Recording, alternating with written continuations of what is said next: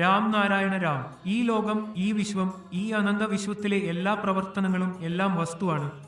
വസ്തുവാണ് ഈ ആത്മീയതയുടെ സ്വരം. ആത്മീയതയുടെ സ്വരം ഈ ലോകത്തിന്റെ വസ്തുവിൽ നിന്നും വേറെയല്ല. ധർമ്മം, സിദ്ധി, മോക്ഷം, നിർവാണം എല്ലാം നമ്മുടെ ഉള്ളിൽ തന്നെയാണ്.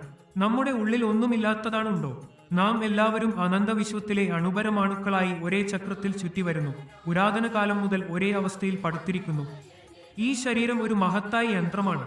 അതിനെ വായിക്കാൻ വേണം. നാം മനസ്സിലാക്കണം, ഇന്നുവരെ ഉണ്ടായ എല്ലാ ധർമ്മങ്ങൾ, പൂജകൾ, ഉത്സവങ്ങൾ എല്ലാം നമ്മളെ അറിയുന്നതിനാണ്, ദൈവത്തെ സന്തോഷിപ്പിക്കുന്നതിനല്ല. നാം നമ്മുടെ മഹാനന്ദത്തിലൂടെ യജ്ഞം, ഹോമം ചെയ്യുന്നു. അതിന്റെ ആരാധന ചെയ്യുന്നു. നിദ്രയിലായിരുന്ന നിനാദം ഉണർത്താൻ ശ്രമിക്കുന്നു. സാധാരണയായി മഹാത്മ്യതയുടെ പ്രകാശം നടത്തിക്കൊണ്ടു അവരെ വിളിച്ചാൽ അവർ സന്തോഷപ്പെടുമെന്നും പറയുന്നു. എന്നാൽ അന്വേഷിച്ചാൽ നമ്മുടെ ഉള്ളിലെ സ്വരം ഉണർത്താനുള്ളതിനാണ് ഈ സാധനകൾ നടത്തപ്പെടുന്നത്.